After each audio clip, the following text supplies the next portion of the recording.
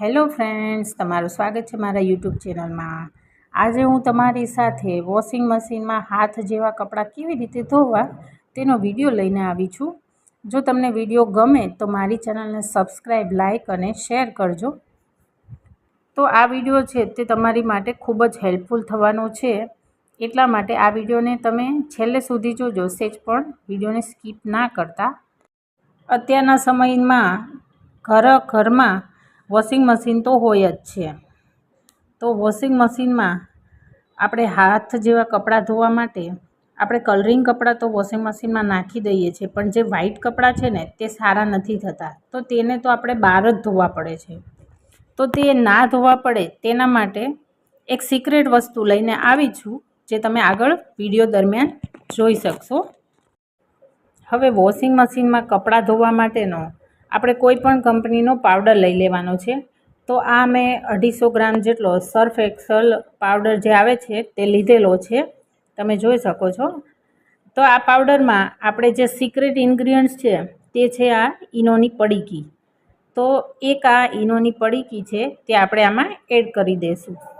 જો આ રીતે તો આ પડીકી છે તે આપણે એડ કરી દીધી છે, અને આને આપણે સ્પૂનની મદદથી સારી રીતે મિક્સ કરી લેવાનું છે। જો તમારે કિલો પાવડર હોય તો આ ઈનોની જે પડીકી છે તે 4 પડીકી મિક્સ કરવાની અને ડબ્બામાં ભરી દેવાની। તો જ્યારે પણ તમે કપડાં ધોવો ત્યારે તમારે આ રીતે તમે યુઝ કરી શકો છો।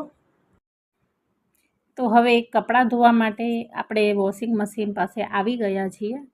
તો આપણે જે કપડાં લીધા હતા તે બધા જ આમાં એડ કરી દઈશું, તમે જોઈ શકો છો।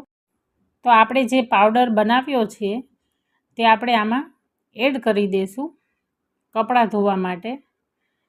તો 3 ટેબલસ્પૂન જેટલો પાવડર હું એડ કરી રહી છું। તો આ રીતે બોક્સ આપેલું હોય છે તેમાં આપણે પાવડર એડ કરવાનો છે। તો તમને એમ પ્રશ્ન થતો હશે કે આમાં લિક્વિડમાં શું ઈનો નાખી શકાય?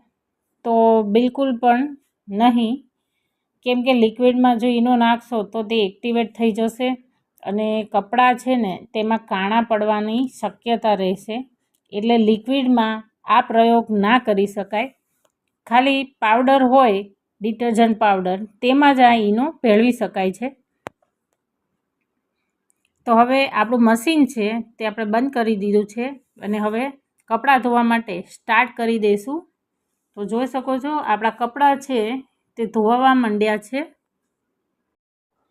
તો તમે એકવાર જરૂરથી ટ્રાય કરજો, આ રીતે કપડાં ધોઈને તમને ચોક્કસથી રિઝલ્ટ મળશે।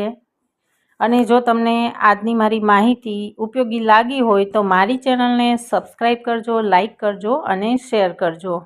ફરી જ એક નવા વિડીયો સાથે મળીશું। Thank you for watching.